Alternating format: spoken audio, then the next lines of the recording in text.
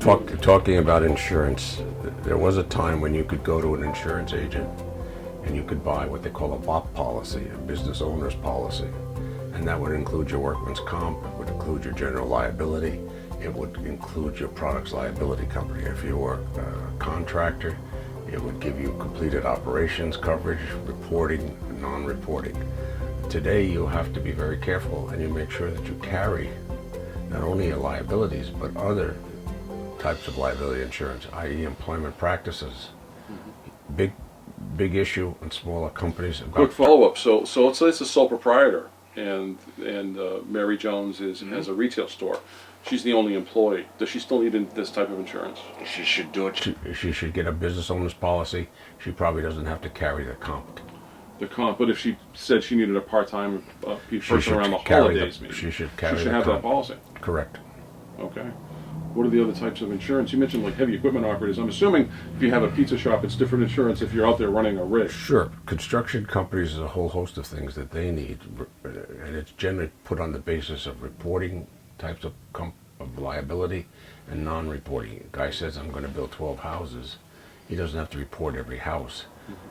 Guy says, I'm going to build 24 houses. They're going to want to get him to report on every house when he's done, and his premium goes up or down depending on where he is in the construction phase. And you have to look at your premiums, and you should shop it around.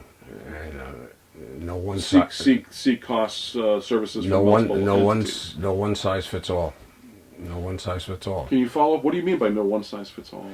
There are no two companies that are exactly alike, and there are no two companies that are going to have exactly the same policy. Okay. And will not have exactly the same limits. People will have monetary issues. They're only willing to allocate so much money for insurance, and they'll have to make decisions.